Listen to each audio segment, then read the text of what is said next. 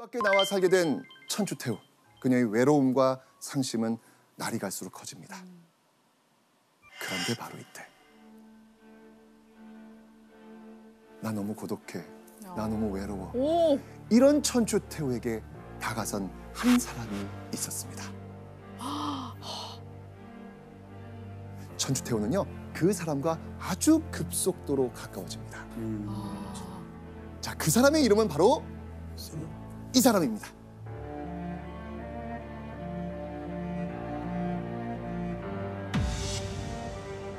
김치양. 궁에서 나가 살게 된 천추태우에게 새로운 사랑이 찾아옵니다. 재혼인가요? 이거 급해요. 아니, 연애는 좀 아들 지금 미리 합시다. 연애 좀 합시다. 속전속결 좋아합니다. 천천히 가야죠. 네. 사실 고려 시대에는요, 연애와 결혼이 비교적 자유로웠습니다.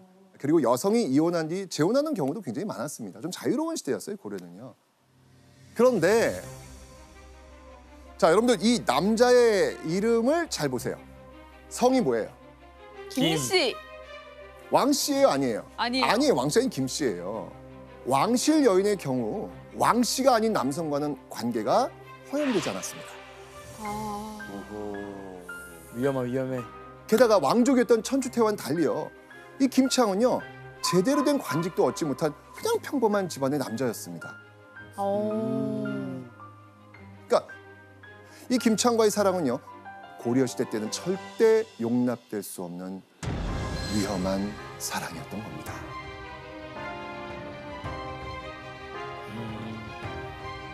자, 그렇다면 천추태우는 대체 왜, 아니 제대로 된 관직도 없는 김치향과 사랑에 빠지게 된 걸까요? 약간 그 마음이 되게 허했을 거 아니에요. 맨날 걱정되고. 그래서 절을 많이 다녔어요. 근데 그래서? 김치향도 이제 절에 갔다가 요즘 왜 이렇게 자주 오십니까? 하고 이제 이렇게 속 얘기도 듣게 되고 알고 보니까 이렇게 또 사랑으로 또 발전한 게 아닌가. 예전에 말하는 좋은 그 각본이다. 교회 오빠 같은. 교회 절오빠. 절오빠. 교회 오빠, 절오빠. 절오빠였던 거죠. 네. 자, 말씀드리겠습니다.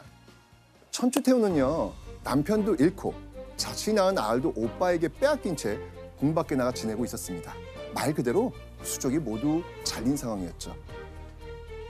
자, 이때 천추태우에게 필요한 게 뭐였을까요? 의지할 곳. 네, 맞습니다. 진짜 외롭고 고독하잖아요. 네. 이럴 때는 자신의 마음을 털어놓고 자신의 편이 되어줄 수 있는 그 누군가의 따뜻한 손길이 필요했을 겁니다. 자, 그렇다면 천추태우와 김치향 두 사람은 대체 서로를 어떻게 알게 되었을까요? 사실 김치향은요, 천추태우의 외족, 즉 외가 친족의 인물이었습니다. 어린 시절 서로 간의 교류가 있었을 수도 있지 않았을까라는 생각이 드는 것이죠. 그래서 천추태우가 자신이 머무는 곳으로 이 김치향을 불러들이지 않았을까라는 생각을 하게 됩니다. 자, 새로운 사랑에 빠진 천추태우. 마냥 행복하기만 했을까요? 조심스럽죠. 그렇죠.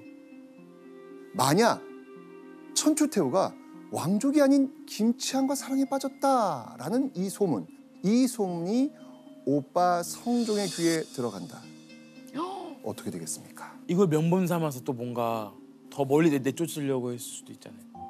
네. 전 왕비이자 왕자의 어머니인 천추태우가 외간 남자와 사랑에 빠졌다? 이런 춤은 돌면 안 됩니다. 자, 그래서 천추태우와 김치향 두 사람은요, 이 주변 사람들의 그 시선을 피하기 위해서 아주 특별한 방법을 씁니다. 여기서 문제 보시죠. 자, 두 사람이 남들의 눈에 띄지 않고 네. 만나기 위해서 쓴 방법은 무엇이었을까요? 정답. 정답. 공원에서 만날.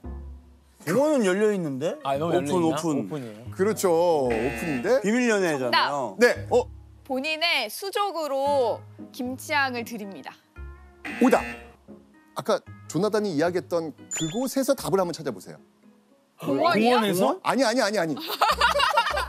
나는 공원이 어디요? 아니, 아까 두 사람이 처음 어디서 만났어요라고. 잠깐 정답. 자, 정답. 갑니다. 종교실에서 만나요. 종교시설에서. 정답. 오답. 그러니까 거기서부터 발상을 시작하시라고요. 정답. 정답. 두 사람은 절에 정답. 정답. 내가 정답.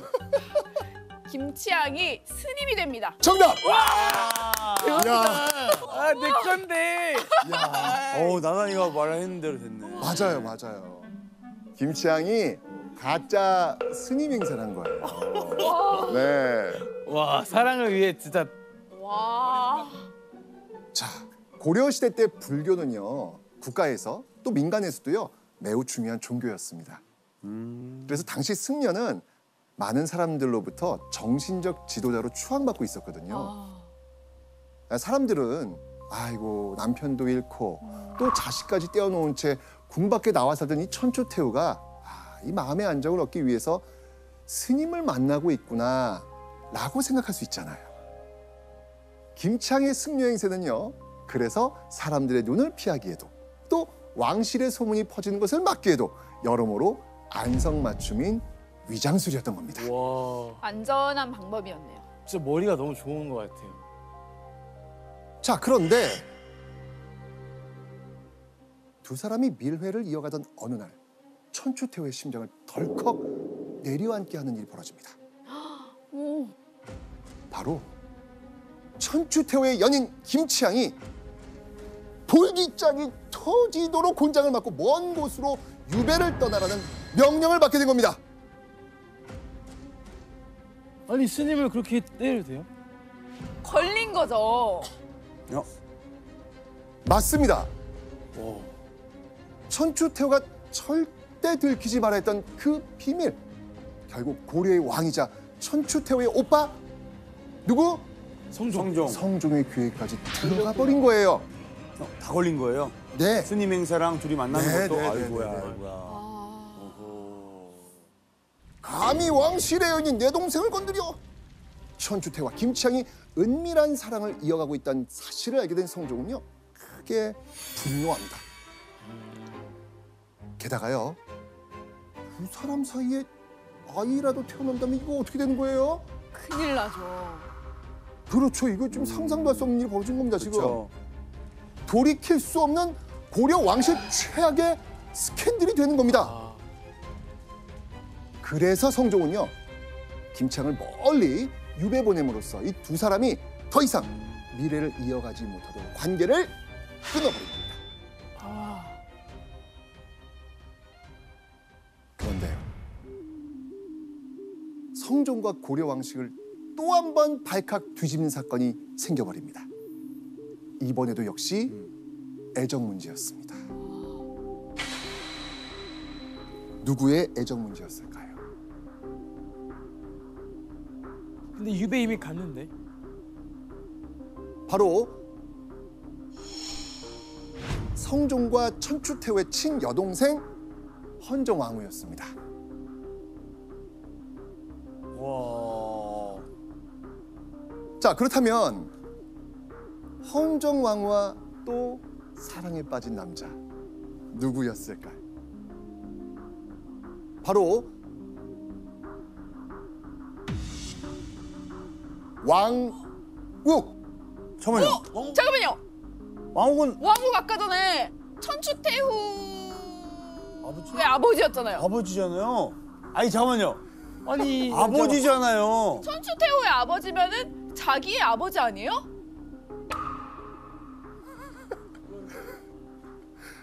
아버지는 아닙니다. 이제 안심이 좀 되세요? 네. 말이 안 되지. 동명이인입니다. 아니 말이 안 동명이인. 되지. 네, 동명이인입니다. 아이고. 네. 근데 어쨌거나 성을 보니까 누구의 후손이에요? 왕건. 네, 맞습니다. 태조 왕건의 아들입니다. 자, 지금 왕욱은요, 성종과 천추태후 자매에게는요, 삼촌이었습니다. 아버지 왕욱과는 이름이 같은 배다른 형제였던 것이죠. 삼촌이랑 사랑에 빠진 거예요? 그렇죠. 와, 네. 이야. 자, 그런데 천추태후 자매 역시 사촌과 결혼했습니다. 네. 그죠? 경종. 네. 근데 이게 왜 왕실을 발칵 뒤집는 일이었을까요? 그 이유는 왕욱. 이 왕욱이 유부남이었습니다. 고려 시대에는요, 왕을 제외하고는요, 일부 일처제가 기본적인 혼인 형태입니다. 아. 그러니까 두 사람의 관계는 뭐다? 불륜인 거예요. 그렇죠. 와, 불장. 자, 하지만 이미 불붙기 시작한 헌정왕후와 왕욱의 사랑은 꺼질 줄 모릅니다. 그렇게 유부남 삼촌과 과부가 된 조카는 왕욱 아내의 눈을 피해 뜨거운 정을 나누게 됩니다. 천추태후는 사랑에 빠져서는 안 될 남자와 사랑에 빠지고 또 다른 여동생 헌정왕후는 불륜에 빠진 이 황당한 상황. 자매가 참 쉽지 않네요. 자, 그렇다면 헌정왕후가 불륜을 저질렀다는 소식을 들은 성종 가만히 있었을까요? 아니요. 이제 못 참아. 네. 김치양에 이어서요, 헌정왕후와 사랑에 빠진 삼촌 왕욱 역시 가차없이 오늘날 경남 사천으로 유배 보냅니다. 그런데 사랑하는 연인을 유배지로 떠나보낸 충격이 어떤 것일까요? 헌정왕후가 갑자기 털썩 쓰러지고 맙니다. 자, 헌정왕후에 대체 무슨 일이 일어난 것일까요? 아파요. 바로 갑작스레 타동이 시작된 겁니다. 놀랍게도 헌정왕후가 삼촌의 아이를 임신한 상태였던 거예요.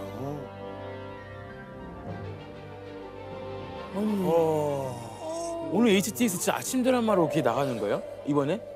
자, 그렇다면 아이, 그 헌정왕후 뱃속에 있는 아이는 무사히 태어났을까요? 아이는 무사합니다. 네.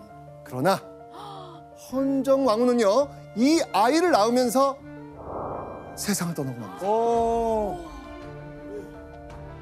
자, 그렇게 태어난 아들의 이름 대량원군 왕순.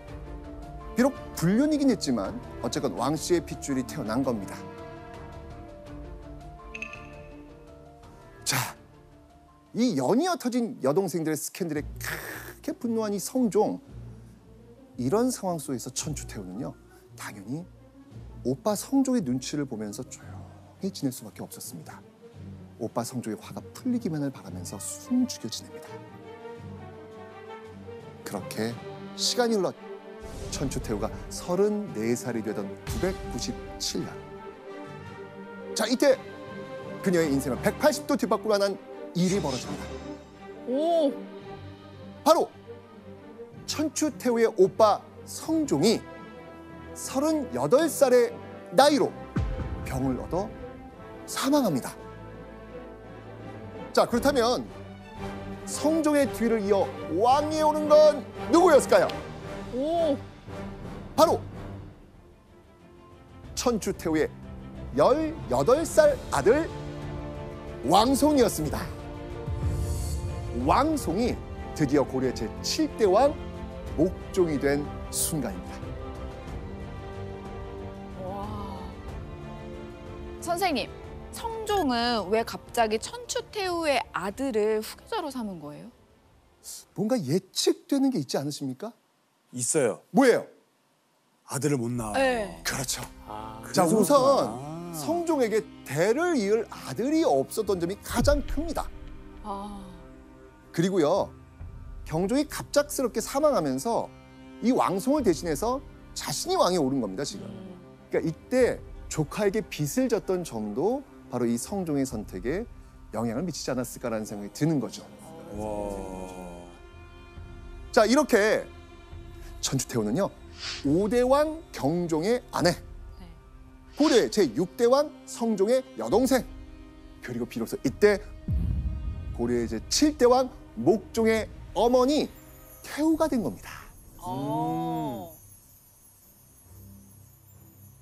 남편이 왕이고 오빠가 왕이고 아들이 왕이에요. 그렇죠. 와. 그리고 목종이 즉위한 이날은요, 본격적으로 천추태후의 시대가 열린 날이기도 했습니다. 자, 그리고 이때요, 천추태후는요 아주 특별한 선물도 받습니다. 바로 천추태후의 아들 목종이 자신이 기거하고 있는 개경 수창궁 한켠에 어머니만을 위한 독채를 만들어준 겁니다. 바로 천추전, 천년의 가을이라는 뜻입니다. 즉 이 뜻은 아주 길고 오랜 세월을 의미합니다. 아마도 효심이 깊었던 목종은요, 어머니가 오랫동안 자신의 곁에 살아계시길 바라는 마음을 담아서 이 건물, 이 전각을 선물하지 않았을까요? 자, 이때부터 천추태후는요, 바로 천추전에 사는 왕의 어머니라는 뜻을 담아가지고 천추태후라고 불리기 시작한 겁니다. 이때부터. 그렇죠. 자, 이렇게 아들 목종에게 천추전까지 선물 받은 천추태후. 그런데요, 아들이 왕이 되자 천추태후는 당시로선 상상도 하지 못할 파격적인 행동을 합니다. 바로 아들을 대신해 나라를 다스리겠다. 즉 섭정을 하겠다는 것이었죠. 그렇다면 천추태후의 섭정은 왜 충격적인 선언이었을까요? 왜냐하면 목종이 즉위할 당시 나이가 몇 살? 18살이었잖아요. 고려시대는요, 16살 이상이면 성인입니다. 그러니까 목종은 이미 성인이기 때문에 천추태후의 섭정이 필요한 나이가 아니다. 아닌 겁니다. 교수님, 그 목종이나 신하들이 섭정을 반대하진 않았나요? 성인이 된 아들을 대신해서 천추태후가 섭정을 하겠다라고 했을 때 목종이나 신하들이 특별히 반대를 했다는 기록은 찾아지지가 않습니다. 그래서 이것을 근거로 해서 당시 목종의 정치적인 능력이나 성품이 신통치 않았다라고 설명을 하기도 하고요. 또 정치적 상황들이 작용을 해서 천추태후가 섭정을 하게 된 것이 아닐까 추정을 하기도 합니다. 자, 이건요, 고려 역사상 최초의 일이었습니다. 최초예요. 바야흐로 고려에 전례 없었던 태후의 시대, 천추태후의 시대가 열린 겁니다.